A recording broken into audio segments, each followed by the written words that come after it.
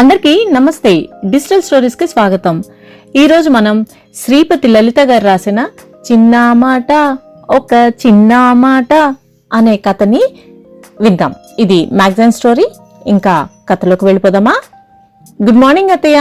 కొత్త కోడలు చెప్తుంటే ఆశ్చర్యంగా చూసింది సునీత. అప్పుడే లేచి స్నానం చేసి రెడీ అయ్యావా శృతి అంది విరిసిన పువ్వులాగా ఉన్న కోడల్ని చూస్తూ. అత్తయ్య, నేను పిల్లల డాక్టర్ని, 8 కల్లా పేషెంట్లని చూడడం మొదలు పెట్టాలి మరి అంది శృతి. అయ్యో, నువ్వు ఇవాళే డ్యూటీలో చేరిపోతావు అనుకోలేదమ్మా. 2 దోశలు వేస్తాను, తినేసి వెళ్ళు అంది సునీత నొచ్చుకుంటూ. అత్తయ్య, మీరు టెన్షన్ పడకండి, నేను కాఫీ తాగి వెళ్తాను. వారం నుంచి పిల్లల్ని చూడలేదుగా, చూసి లంచ్కు వస్తాను. కళ్యాణ్ కూడా ఆసుపత్రికి వెళ్లి వస్తాడు నవ్వుతూ అంది శృతి. కోడలి వైపు మురిపెంగా చూసింది సునీత. తెల్లగా సన్నగా సన్నజాజి మొగ్గలా ఉంటుంది శృతి. కొత్తగా పెళ్ళయిందేమో. మెడలో మెరుస్తున్న పసుపు తాడు, మంగళసూత్రం, నల్ల పూసలు, పాపిట్లో సింధూరం, అన్నింటికంటే చక్కటి నవ్వు ఆ అమ్మాయికి అలంకారం. బయటికి వెళ్తుంటే సునీత అత్తగారి కామాక్షి, ఏంటే పిల్ల 16 రోజులు కాకుండానే వెళ్తున్నావు అంది కొత్త మనవరాలను చూస్తూ. తప్పదు అమ్మమ్మ గారు అంటూ వెళ్ళిపోయింది. లంచ్ టైంకి అందరూ కూర్చున్నారు. పేరుకి అందరూ అన్న మాటే గాని అత్తగారికి భర్తకి వడ్డించడమే సరిపోయింది సునీతకి. సునీత, వంకాయ కూరలో ఉప్పు ఎక్కువైంది, అల్లం ఇంకొంచెం పడాలి, టొమాటో పప్పులో తిరుగుమాత వేగలేదు అత్తగారు అంటుంటే, అవును అమ్మ చెప్పింది కరెక్ట్, ఎన్నేళ్లైనా వంట రాదమ్మా, ఎంత చెప్పినా అంతే మొద్దుమొహం సునీత భర్త ప్రకాష్ అందుకున్నాడు. కళ్యాణ్ వంచిన తల ఎత్తకుండా తింటున్నాడు. ఇన్ని వంకలు పెడుతూ కూడా టెన్నిస్ బాల్ అంత ముద్దలు గుడ్కుమని కామాక్షి తింటుంటే వేళ్లు నాకుంటూ తింటున్నాడు ప్రకాష్. అదంతా ఏమీ పట్టనట్లు, ఇంకొంచెం కూర వెయ్యనా శృతి, నా వంటలు నీకు కొంచెం అలవాటు అవ్వాలి, మీ అమ్మ వంటలా ఉండదు అంది సునీత. అవునత్తయ్య, మా అమ్మ వంటలా లేదు, మా అమ్మకి వంట రాదు, చాలా మట్టుకు నాన్నే చేస్తారు నవ్వుతూ అంది. ఏమిటి ఆడంగిలాగా మీ నాన్న చేస్తాడా వంట?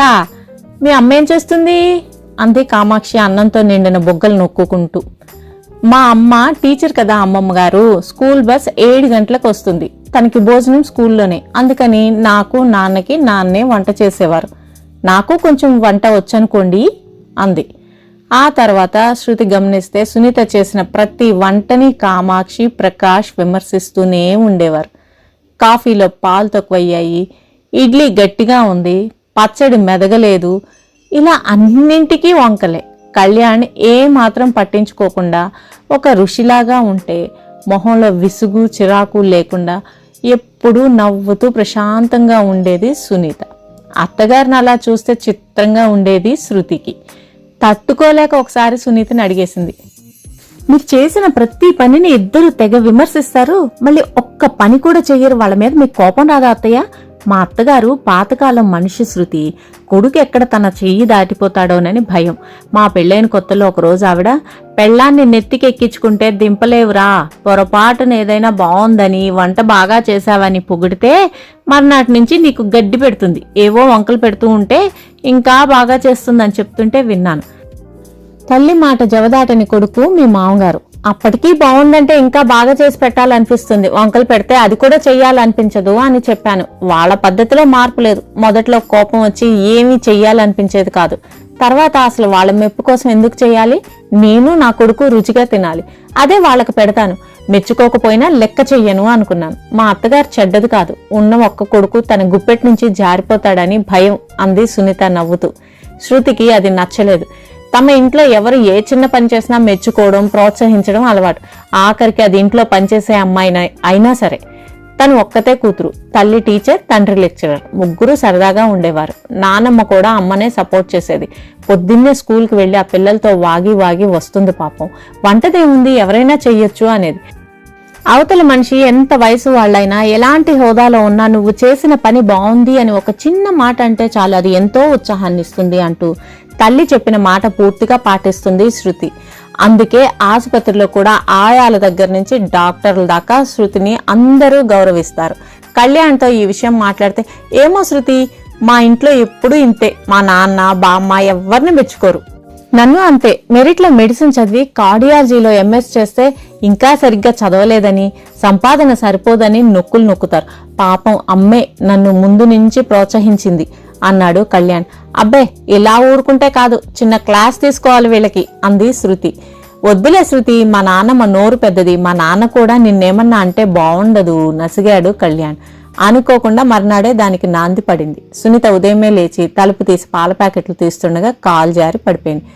అమ్మా అన్న కేకకి అప్పుడే నిద్రలేచిన శృతి పరిగెత్తుకుని వచ్చింది. కాలు మెలిక పట్టడంతో అక్కడ వాపు వచ్చింది. నెమ్మదిగా సునీతని పట్టుకొని ఇంట్లోకి తీసుకుని వచ్చిన శృతిని చూసి కామాక్షమ్మ, అయ్యో ఏమైందే, చూసుకొని నడవద్దు, గుడ్డిదానిలా కళ్ళు మూసుకొని నడిచావా, ఎక్కడ నిద్ర చాలదు నీకు అంది విసురుగా. కోడలికి దెబ్బ తగిలిందన్న బాధ లేకపోగా సునీత ఏదో కావాలని పడినట్లుగా ఉంది కామాక్షమ్మకి. ఆసుపత్రికి తీసుకెళ్దాం కళ్యాణ్, వాపు వచ్చింది, ఫ్రాక్చర్ ఏదైనా ఉండొచ్చేమో అన్న శృతి మాటలకి అవును నాకు అలానే అనిపిస్తోంది అన్నాడు. అమ్మో, ఇప్పుడు దీని కాలు విరిగితే నా తిండి తిప్పల సంగతేమిటి, అసలే షుగరు బీపీ ఉన్నాయి. ఒరే ప్రకాశం, నన్ను నీ చెల్లెలి ఇంట్లో దింపరా, దీనికి తగ్గాక వస్తాను. లోపలికి వెళ్లి చిన్న సంచిలో 4 పాత జతలు పెట్టుకొని వచ్చింది ఆవిడ. భార్యకి ఎలా ఉందని కూడా పట్టించుకోకుండా సరే అని తలాడించి కారు తాళాలు తెస్తున్న మామగారిని చిత్రంగా చూసింది శృతి. ఇది నాకు అలవాటే అన్నట్లు నవ్వాడు కళ్యాణ్. నాన్న, మేము వచ్చేసరికి లేట్ అవుతుంది, మీరు కూడా అత్తయ్య వాళ్ళ ఇంట్లో భోంచేసి రండి, మేము ఎక్కడో అక్కడ తినేస్తాం వెళ్తూ అన్న కళ్యాణ్ మాటలకి ప్రకాష్ ఆశ్చర్యపోయాడు. నీ కోడలు మహా గడుసుదురోయ్, జాగ్రత్తగా ఉండు, లేదంటే నిన్ను నీ కొడుకుని ఊతికి దండం మీద ఆరేస్తుంది. సందు దొరికిందని కామాక్షి కొడుక్కి నీతులు చెప్పింది. తల్లి మాటలకి గంగిరెద్దులా తలాడించాడు పుత్రరత్నం. అదృష్టవశాత్తు సునీతకి ఫ్రాక్చర్ అవలేదని, బాగా బెణికిందని చిన్న బ్యాండేజ్ వేసి కనీసం 10 రోజుల కాలు మీద బరువు వేయొద్దన్నారు. ఎముకలు బాగా బలహీనంగా ఉన్నాయని, అక్కడ బలం పెడితే విరిగే అవకాశం ఉందని చెప్పారు డాక్టర్. కాల్షియం తక్కువగా ఉంది కనుక మందులతో పాటు పాలు పెరుగు బాగా తీసుకోవాలని, కాలు వాపు తగ్గాక రోజు కనీసం అరగంట వాకింగ్ చేయమని సూచించారు. ఇంటికి వచ్చాక సునీతని నెమ్మదిగా బెడ్రూమ్లో పడుకోబెట్టి కిచిడీ చేసింది శృతి. వేడివేడిగా పెడితే తిని కూతురు లేదనే లోటు ఈరోజు తీరిపోయిందమ్మా సంతోషంగా అంది సునీత. సాయంత్రానికి వచ్చాడు ప్రకాష్. వచ్చాక కనీసం ఎలా ఉంది, ఏం చెప్పారని కూడా అడగలేదు. కాసేపు చూసి శృతి చెప్పింది, అత్తయ్యకి 2 వారాలు పూర్తి రెస్ట్ కావాలి, మీరు సాయం చేస్తాను అంటే సరే, లేదంటే మనిషిని మాట్లాడతాను తలూపాడు ప్రకాష్. అది దేనికో అర్థం కాలేదు. పడుకునేలోగా 2-3 సార్లు శృతి అత్తగారి దగ్గరికి వెళ్లి వాకర్ సాయంతో బాత్రూంకి తీసుకెళ్లింది. చీర మార్చి నైటీ వేసింది. అన్నింటినీ బెల్లం కొట్టిన రాయిలా చూస్తున్నాడు కానీ ఏమీ సాయం చేయలేదు ప్రకాష్. పైగా శృతి రూంలోకి వచ్చినప్పుడల్లా ముఖం చిట్లించి చూస్తున్నాడు. నేను మనిషిని మాట్లాడాను, రేపు వస్తుంది, 2 వారాల పాటు ఇక్కడే ఉంటుంది. అత్తయ్య గారు ఆ అమ్మాయి అమ్మమ్మ గారి రూమ్లో ఉంటారు అంటే తలూపాడు ప్రకాష్. సాయంత్రం అన్నం వండి అరటికాయ వేయించి పప్పు చేసింది శృతి. సునీతకు ముందే పెట్టి అందరికి వడ్డించి తను కూడా తినడం మొదలుపెట్టింది. కూర ఇంకా వేగాలి, నూనె తక్కువగా వేశావు, పప్పులో ఇంగువ ఘాటు లేదు అలవాటుగా అన్నాడు ప్రకాష్. సునీత గురించి ఏమీ అడగడం కానీ పట్టించుకోవడం కానీ చెయ్యడం లేదని అసలే తిక్కగా ఉన్న శృతికి ఇంకా ఒళ్ళు మండింది. కళ్యాణ్, నాకు వంట ఇలానే వచ్చు, నచ్చిన వాళ్ళు తినొచ్చు, లేని వాళ్ళు వండుకోవచ్చు, లేదా బయట తినొచ్చు అంది కోపంగా. కళ్యాణ్ ఏమీ మాట్లాడలేదు. ప్రకాష్కి అవమానంగా అనిపించి భోజనం వదిలేసి వెళ్ళాడు. రాత్రి వేయాల్సిన మందులు వేసి ఆ రోజుకి అత్తగారి దగ్గరే పడుకుంది శృతి. శృతి వెళ్ళాక ప్రకాష్ కొడుకుతో, మీ ఆవిడ అలా మాట్లాడితే ఉలుకు పలుకు లేకుండా చూస్తావేంటి అన్నాడు కోపంగా. అంత బాగా వంట చేసే ఆ అమ్మని వంట సరిగ్గా చెయ్యలేదని నువ్వు తిట్టినప్పుడు ఏమన్నా అన్నానా ఇప్పుడు అనడానికి అంటూ రూమ్లోకి వెళ్లి తలుపులు వేసుకున్నాడు కళ్యాణ్. షాక్ తిన్నాడు ప్రకాష్. మర్నాడు పొద్దున్నే హెల్పర్ వచ్చింది. ఆమెకి సునీతని ఎలా చూసుకోవాలో, మందులు ఎలా వేయాలో అన్నీ చెప్పి తమ ఫోన్ నంబర్లు కూడా ఇచ్చి వెళ్ళింది శృతి. హెల్పర్ సాయంతో వంట మొత్తం పొద్దున్నే చేసేసింది శృతి. పొద్దుటివే రాత్రికి కూడా తినడానికి ప్రకాష్కి కష్టంగా ఉండేది. సునీతలాగా టిఫిన్లు రకరకాలు చేసేది కాదు. ఇడ్లీ లేదా ఉప్మా అంతే. ఒకరోజు ప్రకాష్, ఈ వంటలు తినలేక చస్తున్నా అని విసుక్కున్నాడు. రేపటి నుంచి వంట మనిషిని పెట్టమని చెప్పు కళ్యాణ్ మీ నాన్నగారికి, డ్యూటీ చేస్తూ నేను ఇంతకంటే చెయ్యలేను. ఆయన అత్తయ్య గారు రకరకాలుగా చేసినప్పుడు కూడా ఇలానే విసుక్కున్నారు కదా, అప్పటికి ఇప్పటికీ తేడా ఏమిటో వ్యంగ్యంగా అంది శృతి. మర్నాటి నుంచి ప్రకాష్కి విసురులు ఎక్కువయ్యాయి. ఏంటి కళ్యాణ్, నువ్వు కూడా మీ నాన్నలాగా ఎక్కడ వస్తువులు అక్కడ పడేస్తావు, సర్ది పెట్టాని ఒకసారి. నేను చేసిన వంట బాగుంటే మెచ్చుకోవాలి, అప్పుడే చేయబుద్ధి అవుతుంది. మీ అమ్మగారికి ఉన్నంత ఓర్పు లేదు నాకు, వంకలు పెట్టినా పట్టించుకోకపోవడానికి అని ఒకసారి విసురులు వినిపిస్తున్నాయి. శృతికి వంట అలవాటు లేక టైం లేక సాదాసీదాగా చేస్తుంది. సునీత చేతి వంట రుచే వేరు. ఆ సంగతి ఇప్పుడిప్పుడే అర్థమవుతుంది ప్రకాష్కి. కళ్యాణ్ శృతి వాళ్ళ పప్పు బాగుంది, కూర అదిరింది అంటుంటే ప్రకాష్కి ఒళ్ళు మండిపోయేది. పెళ్ళైన నాటి నుంచి ఒక్కరోజు కూడా సునీతను మెచ్చుకోలేదు. తల్లి మాటలు విని ప్రతిదానికి తిట్టడం, వంకలు పెట్టడం. అయినా సునీత ఏ రోజు తనని విసుక్కోలేదు, కోపం తెచ్చుకోలేదు. ప్రకాష్కి భార్య విలువ బాగా తెలిసి వస్తుంది. ప్రతిదానికి తాను ఆమె మీద ఎంతగా ఆధారపడ్డాడో అర్థమైంది. సునీత చిన్నవాటికి కూడా కోడల్ని మెచ్చుకుంటూ ఆప్యాయంగా మాట్లాడుతుంటే శృతి కూడా సునీతను ఎంతో ప్రేమంగా చూసుకుంటుంది. ప్రకాష్లో నెమ్మదిగా మార్పు మొదలైంది. రోజు కాసేపు సునీత దగ్గర కూర్చొని మాట్లాడుతున్నాడు. ఏమైనా కావాలా, మందులు వేసుకున్నావా అని అడుగుతున్నాడు. మామగారిలో ఆ చిన్న మార్పుకే అత్తగారు పొంగిపోతుంటే ఇంకా మారాలి అని ఆ పొంగు మీద నీళ్లు చల్లుతోంది శృతి. వారం తర్వాత కామాక్షి ఫోన్ చేసింది. ఇక్కడ అల్లుడు తెగ విసుక్కుంటున్నాడు. ముసలివాళ్ళు అయ్యాక తిండి తగ్గించాలి, పెట్టింది నోరు మూసుకొని తినక వంకలు పెట్టేటట్లయితే మీ ఇంటికి వెళ్ళిపోండి అన్నాడు. నేను ఇక్కడ ఉండను అంది కొడుకుతో. అడకత్తెరలో పోక చెక్కలాగా ఇక్కడ కోడలు విసురులు చెప్పలేక తల్లిని తీసుకొని రాలేక నెమ్మదిగా, సునీత నీ రూమ్లో ఉంది, శృతి తన కోసం హెల్పర్ని పెట్టింది, నువ్వు వస్తే ఉండడానికి ఇబ్బంది అన్నాడు. అయ్యో, పని మనిషికి నా రూమ్ ఎలా ఇచ్చారా? నీ పెళ్ళాన్ని ఆ పని మనిషిని మీ రూమ్లో ఉండమని నువ్వే నా గదిలో ఉండొచ్చు కదా. అయినా బోలె డబ్బులు తగిలేసి ఆ పని మనిషి ఎందుకు? నువ్వెలాగో రిటైర్ అయ్యావు, ఇంట్లోనే ఉన్నావుగా, ఆ మాత్రం సాయం చేయలేవా? తల్లి తిడుతుంటే కోపంగా ఫోన్ పెట్టేశాడు ప్రకాష్. 10 రోజుల తర్వాత సునీత కొద్దిగా తగ్గిందని హెల్పర్ని తీసేశారు. తనంతట తనే నెమ్మదిగా ఇంట్లో తిరుగుతోంది సునీత. కామాక్షమ్మ వెనక్కి వచ్చింది. సునీత కోసం పెట్టిన మనిషి తన రూమ్ అంతా పాడు చేసిందని ఒకటే సణుగుడు. శృతి ఆ రోజు ఇంట్లోనే ఉంది. వంట చేసి బల్ల మీద అన్ని సర్ది అందరినీ భోజనానికి పిలిచింది. బెండకాయ కూర, ముద్దపప్పు, సాంబారు, పెరుగు, అందరికీ కంచాల్లో కూర పప్పు వేసి అన్నం వడ్డించింది.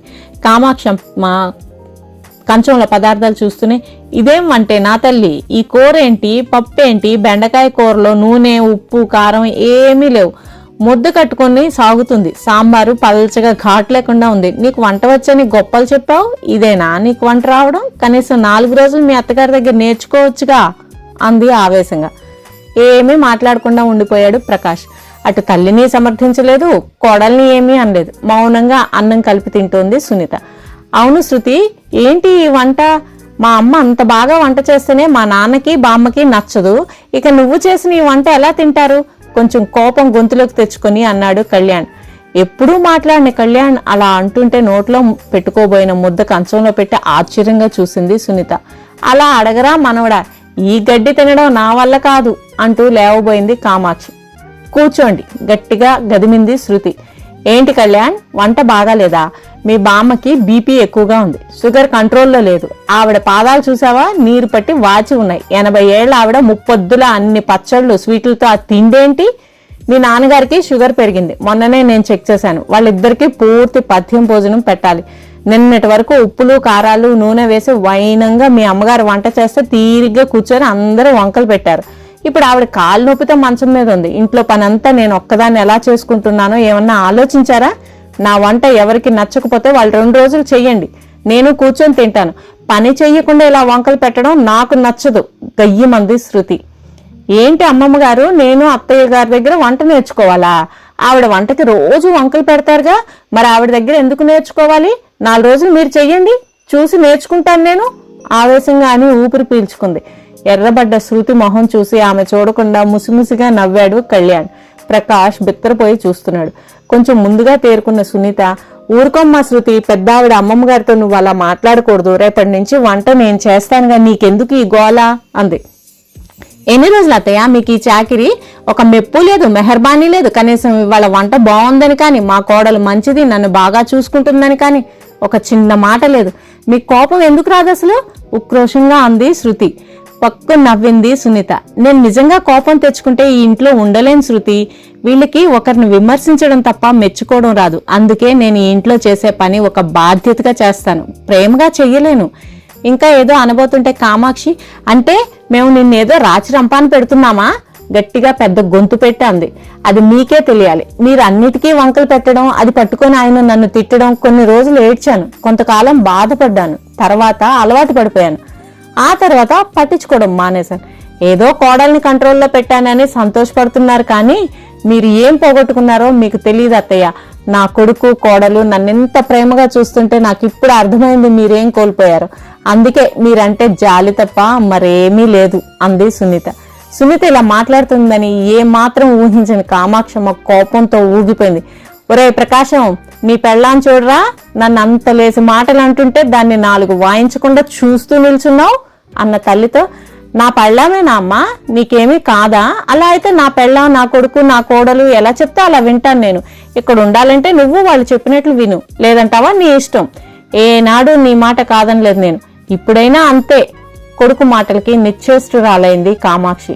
లే సునీత, ఎక్కువసేపు కాలు కింద పెడితే వాపు వచ్చి నొప్పి ఎక్కువ అవుతుంది, రెస్ట్ తీసుకో. దగ్గరికి వచ్చి చెయ్యి అందిస్తున్న భర్తని ఆశ్చర్యంగా ఆనందంగా చూసింది సునీత. శృతి నవ్వుతూ, చిన్న మాట, ఒక చిన్న మాట అని కూని రాగాలు తీస్తుంటే ముసిముసిగా నవ్వుకున్నాడు కళ్యాణ్. ఫ్రెండ్స్, ఈ కథ ఇంతటితో సమాప్తం. తిరిగి మరొక మంచి కథతో నెక్స్ట్ వీడియోలో కలుద్దాం. Thank you very much for listening.